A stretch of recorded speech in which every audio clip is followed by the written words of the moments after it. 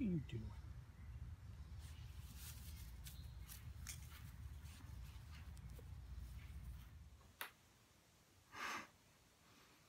It always takes me a second to start this thing. That's where I look. Hold on. That's where I look. Hello. All right. Hello, everybody. Welcome to episode 2 of the DogDare Podcast. My name is David. I want to thank you for tuning in, taking time out of your busy day, no doubt. So I appreciate you joining. I also want to start by thanking the 15 subscribers that I have at this point, which I'm surprised at and happy that you have chosen to subscribe. I'm never going to be one of those people that push people to subscribe or push the like button or all that stuff. I somewhat suck at self-promoting, so I do thank you for doing that. I hope I improve these as I go along. I have yet to really write a script. I want to just kind of do them a little bit free-flowing, so some may not like that. I'm open for suggestions. Leave them down below in the comments. That is something that I will kind of ask for, is any comments if you choose to leave them. Business stuff out of the way. I am also on Ravelry. You can find me on DogDare on Ravelry. I'm also on Instagram under David DogDare. I'll put all that information somewhere here. So feel free to connect with me there, and we'll go from there. I also like photography, so I enjoy doing some odd little photos that I'll post up on Instagram. As you can see behind me, this is my, I guess I'm calling it now my room of requirements, if you're a Harry Potter fan. It is stuff that I've collected over the years, that if I could have had this room as a child, I would have loved it. So I guess I'm living it as an adult. But I'm also in the process of redoing this room. We've lived in this house for a year. My partner and I, Billy, we've moved out here to North Carolina about 3 years ago. His family and he grew up here in North Carolina. I grew up in San Francisco Bay Area. I was there since I was 4. From a small town in Crooksville. I'm the youngest of 8 kids, believe it or not. God bless my mother. She sadly has passed on. My father, she passed away about 7 years ago, which is crazy to think it was that long ago. My father died when I was 4. More about my family later, if you care, or in other podcasts. But we just moved in this house about a year ago, so it's one of those things, if I'm sure you all can relate to moving, you just want to get unpacked, set stuff up, worry about tweaking it later. So this is finally the last part of the house that I want to kind of tackle and have kind of fun with. I was thinking of painting the walls blackboard black, so I'm debating that. So I have a few things on order from one of my favorite stores, Restoration Hardware, that are coming in the next couple of weeks, and then I will do a revamping of this. If you're interested in seeing that, let me know. I know there's videos out there, and I have stumbled upon them too, of people that redo a room or whatever, and I'm oddly kind of drawn to that. I'll end up sitting there knitting or crocheting and having it on to watch. So let me know. But anyway, there's some odd things here. I'm not into witchcraft. I'm not into anything dark or creepy. Well, creepy, yes, but it's a room that I can kind of enjoy and connect with the little inner David, inner child David, and just have fun with it. I work at I currently work remote, of course. I have worked at my current job for over 17 years, if you can believe it or not. And yes, I started when I was in kindergarten. It's a high stressful job, as I'm sure a lot of other people can relate to. You know, I've put many things on the back burner because I was focused on work and the stresses that come along with that. So I'm doing my best to have a better work-life balance. One of the reasons why I started this podcast, one of many reasons, but one of the reasons was it sort of forces me to be more tapped into my creative side and share it with other people. So I'm also kind of using you guys and gals as my coach in a way to kind of push me along to try these things that I've wanted to try. Over the years, I've bought camera equipment and wanted to learn how to shoot movies and do this and that, short little films, and I never got around to it because I got into that cycle of working Monday through Friday, and stressing about that. And on the weekends, what little energy I had left, I just rested. And I don't know how you people with kids do it. I admire you. I have no kids. Dogs, to me, are my kids. My partner Billy has a Huck. He's a wonderful little schnauzer that's very vocal, so if he barks, you'll hear him. And I had a Jack Russell Bailey and a Min Pin Pinch that have passed away over the last 2 to 3 years, which is really unfortunate. But love the heck out of those two little guys. They have been with me through a lot in my life. So as I'm sure you can relate to, if you love your dogs or cats or fish or hamsters or rabbits, you understand that. So, as you can tell, I ramble. I'm not keeping to a script. So I may change that in the future, but if I get wrapped up into writing a script or figuring out what to say or not to say, I can kind of prolong the process. So let's start with finished objects. Fee, fi, fo is what I always think of for that. So I have a Saori loom, which I've mentioned before, a weaving loom that I've had for a little bit of time and am enjoying it immensely. It's a process that I find very therapeutic and wonderful, and am loving it. So if you're not familiar with Saori, definitely there's tons of videos out there on it. And it's a wonderful process about just letting go and focusing on the creative side of it. So anyhow, the Saori loom I got came with a roll of thread that you thread onto the loom. I think they call that a warp or a weft. I'm still learning the terminology. Anyhow, so here's the finished product. And it's rather long, so hang in there. Still going. And going. All right, I'll speed it up. So, when I was weaving this, I wasn't really focused on what I was going to use this for once I was done with it. I just really wanted to just kind of try the different processes, different techniques that I've learned on, researching either on videos or in books and so forth. But it's just been a really fun project to work on. And what am I going to do with this? I have no idea. Some people hang it from their walls. Some people use it as table runners. To be determined. But I am really happy with it. It was a lot of fun. The next one I start, which I'll probably, if you're interested, I can film me threading the loom itself. It's a little bit of a time-consuming process, but it is actually oddly therapeutic and calming if you're not rushing yourself. So the next one I want to probably create a table runner for one of my brothers.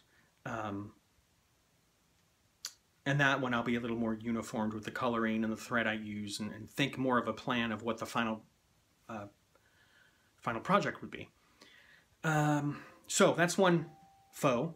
Now a whip. Now I have some other faux that are crocheted scarves. I just recently learned how to crochet and I'm enjoying it very much. But I'm still just learning the basics of it. So the scarves that I've finished, I showed one on the last episode, are kind of somewhat plain as far as technique goes. I love the yarn colors though. But a work in progress is a whip, what you wonderful folks consider is a whip. So my whip is actually a sock that I started. Now I mentioned before that I was one of those people that was like, who in their right mind would spend all that time and energy to knit socks when you can just go and buy a pair? Go to REI, go to wherever, buy a pair. Well, I've been educated and learned that I am now understanding the joy of actually creating your own socks. And a lot of that's thanks to the videos that I've been watching, other wonderful podcasters out there. that makes some really beautiful, wonderful looking scarves, and to have the choice of color and density to create it's wonderful. So bear with me.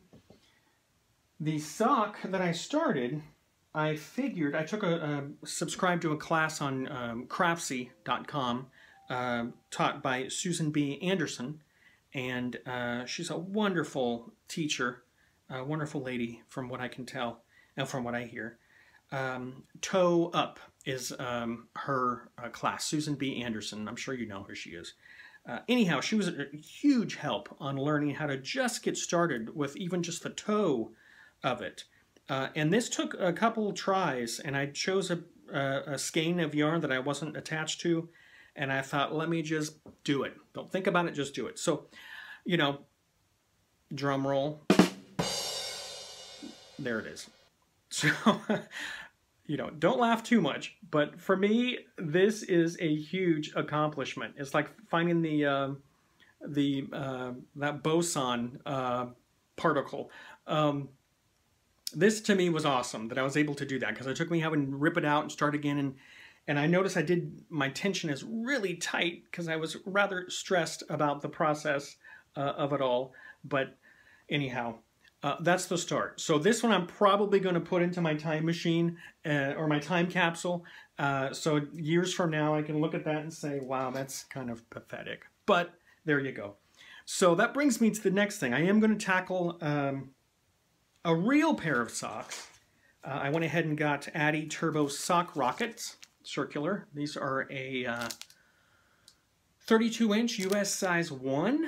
I got 2 of them because I do know that I've seen a lot of people who do the technique of using 2 at the same time, and I like that idea. I have tried doing with the 4 needle, and I couldn't do it. So there's a wonderful woman I came across on Podcast First and then connected to her Etsy shop. Her name is Andy. She's from Andre Sue Knits. I'm sure you all are aware of her. If you're not, stop watching me. Go to her podcast. They're far more entertaining, far more educational. But she started to do, or she's starting to, I don't know if she started, but how long she's been doing it. I think it's relatively recent. Anyhow, she makes sock blanks. And she paints them in a really beautiful artistic way, and I feel very blessed to have gotten this on Etsy because they sell out like that. I mean, it's almost like a lottery. When she posts it, she has scheduled time she posts on her Etsy shop. You've got to be there, refresh, add it to your cart, purchase immediately. Otherwise, they literally go that fast. So I was very lucky enough to get this one from her that I purchased off her site. And I just friggin' love it. Look at that. That is so fantastic. I discovered through emails with her that she's a big fan of X-Files as well. And this is amazing. It's something I really am going to have a hard time dismantling. I would rather frame it. So what I might do is frame a portion of it. But we'll see. I'm definitely going to take some photos of it so I can have those for memory's sake. But it is such a wonderful piece of art. I love that. So I thank her very much for being such a talent and a wonderful person at the same time. So how it works is, if you're not familiar with it, is you start... That hurts to do that, but you start doing that to unravel it, and then you knit with this part. So instead of using a cake or a skein, you're going off of this wonderful sock blank, although it's not blank anymore. So love it. Every time she updates her site, I'm going to have to go on there and try to get another one. But I really love it, so thank you. Wonderful piece of art. So that'll be my sock, real pair of sock. I'll keep you posted on that progress. Next is some things that I've purchased recently, if you care to see. I have this. I don't know how many of you folks out there have this ball winder. It's a good, sturdy ball winder. It works wonderfully. I got it from Nitpicks a little while ago, and it's not bad. But I have been seeing online, there's other ball winders that I've done some research and looked at online reviews and stuff. So I went ahead and pulled the trigger and purchased it. I just got it today, this morning in the mail, so I've not opened it yet. You'll see it next time. I'm going to probably slaughter this name, Strach Fiber Equipment Company. It's a jumbo ball winder. Can you see that all right? So it's a nice heavy-duty wooden ball winder that I'm anxious to set up and try. What I like about that is it's wood. It's not plastic. You know, nothing wrong with plastic, but for me, I kind of like the idea of a little more, I don't know, organic or item to use. So I really like the idea that it's wood. I have a wood skein winder, one of those umbrella types that I've had. I'm not 100% crazy about it because a lot of times the yarn, after you start winding it, it'll start kind of falling apart, and then those yarn will kind of come off the edge of it a little bit, even no matter how tight you have it. So I am looking at some skein winders that I've seen on Etsy that are more flat on the table, that rotate, almost looks like a windmill, but flat on the table, and some nice, really wood finishes. So that might be the next thing. If any of you have that one, I would love to hear your feedback on that. There's not a lot of videos on YouTube that review that, that I've seen. So I would love to hear any feedback if any of you have that. So anxious to set that up. I'll show it in action in the next, down the road. Also got some yarn. Madeline Tosh. I went ahead and ordered some skeins from that site. And this one is Madeline Tosh. They're hand dyed, which is amazing. This is 80% merino wool, 10% cashmere, 10% nylon. This is called Whiskey Barrel, which I've actually seen a while ago on another video, but when I went there, it was all sold out. So that's just a really wonderful color. In addition to that, I also got Madeline Tosh. This is an Outlander, which I know there's several videos. I think it was the Grocery Girls, who I love their podcast. Again, if you haven't seen Grocery Girls, stop watching me, go watch Andre Sunitz, and then go watch Grocery Girls. But anyway, this is the Outlander skein, and I thought this combination together was amazing. So this will be my first shawl. I don't know who it's going to yet. Again, I'm the youngest of 8 kids. I have 5 brothers and 2 sisters. There's a 6-year difference between myself and my next sibling. My sisters, I don't really wear much scarves or shawls or hats or anything like that, so it doesn't stop me from the past of giving them stuff like that, making it and giving it to them. But I have yet to see them wear it, so I don't know. I'm not going to think about who I'm giving it to. I'm just going to make it and enjoy. There's a few ladies at work friends of mine that may get it for Christmas. But anyway, I'll keep you updated on that and progress for that. So I'm looking forward to get that. Now I'm going to search for the pattern for the shawl and have fun getting that going. That'll be fun for me, at least. So that's Madeline Tosh. Oh, one of the things I want to mention about when my mom was alive, she was so wonderful, but you know, I would make her scarves and give them to her, and she was so sweet and wore them proudly, and I know, you know, looking back, those scarves were ratty. I mean, it was like something a cat would have drug in and you know, laid on.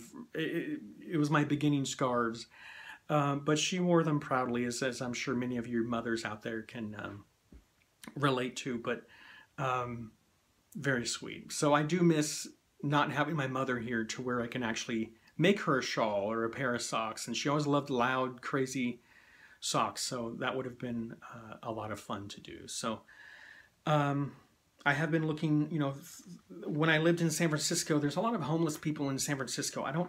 There's not many homeless people, although I'm sure they are here in North Carolina, but they're not as visible to me when we're out and about. San Francisco, it's very sad and very unfortunate. There's a lot of homeless people there. And the last apartment I was living at before I met Billy, my partner, there was a woman that would sleep overnight in front of the Pottery Barn down the street from where I lived with her cat. So she had a cat carrier, and a lot of times I'm a bit of an early riser, so I would wake up early and take the doggies out and go out for coffee. And I would always pass her, and she would, Pottery Barn didn't open until 10, and this was probably 7 in the morning, and she would be laying there with her blankets and sleeping bag, and her cat was either usually cuddled up with her or inside the cat carrier. So one of the things I used to do is when I started to learn knitting, with those scarves that I practiced, and I would leave them with her. I didn't want to wake her in the morning, so I usually would leave it there and take some power bars and bottled water and some cat food and a cat toy and whatever else stuff. So anyway, it just felt nice to kind of leave that as a sort of random acts of kindness where you're not anonymously, I guess that's the word I'm looking for. So I'm thinking what I might do is do some of the shawls that I create going forward, or woven items or whatever. There are some homeless shelters. There's also some retirement homes around here with older people that may not have anybody and nobody to visit them or whatever. But anyway, I think that's something I will look into, and I think it would be a fun way to kind of create something anonymously, pass it along. I have heard people who will knit blankets for cats or kittens or dogs for the pet shelters. That's another idea I might look in as well. But anyway, just an idea if anybody else is thinking about that or loves to knit so much that you have nowhere to, you're knitting more than you are able to give away to people you love or friends and so forth. So I'll let you know how that goes. But it always was a wonderful kind of thing. I think for any of us that knit or create something from hand, it gives us such a nice, wonderful sense to pass it on to someone who will get some use out of it or hopefully enjoy it. So I warned you I ramble. So I think the other thing I forgot to mention was my drink. And I'm an oddball that I love people who show what they drink, and I find that fascinating that I want to know that. But I do. It's kind of fun. So this, I'm not sure if I've seen before on a knitting podcast, at least none that I've seen. This is actually called Kombucha. I'm sure I'm saying that wrong, but this is a bit of an quote-unquote healthy drink. I actually got this at Target, although I'm sure Whole Foods sells it and Trader Joe's and all those places. But it is, the ingredients are organic raw kombucha from Klamath Valley, blue-green algae, algae, and a few other things that I can't pronounce, but allegedly it's 100% organic. And I don't know if you can see it, but it looks really kind of gross. There's like floating things in here, but it's one of those things that I tried and I loved it. Well, let me rephrase that. I tried it and I liked it a lot, and I found myself getting more every time I went to Target. And I like the odd taste. So I read something recently that it's a review of it, and it kind of clicked in my head. I'm like, that's exactly what it tastes like. It has a taste of vinegar, which sounds grotesque, and obviously I'm really selling the product to you. It has a slight taste of vinegar. I didn't notice it until I read that in a review of like, that's the flavor I'm tasting. But I'm drawn back to it. So if you find yourself wanting to try something different, I think it's like $2 a bottle from Kombucha or from Target. Give it a whirl. Green's my favorite one. I've tried a few of the other flavors and didn't quite like them. The green one, multi-green is the name of it, is the one that I tend to be drawn to. So there you go. I'm not a fan of tea, hot tea. I mean, I love iced tea. A hot tea I'm really trying to like. But I'm having trouble finding one that I like. So a few other podcasters have mentioned a few other flavors that I'm going to try to seek out and give a whirl. too, and go from there. But so a short podcast today. I just wanted to get this up. I know there's a lot of crazy, horrible news going on in the world. It's very just heart-wrenching.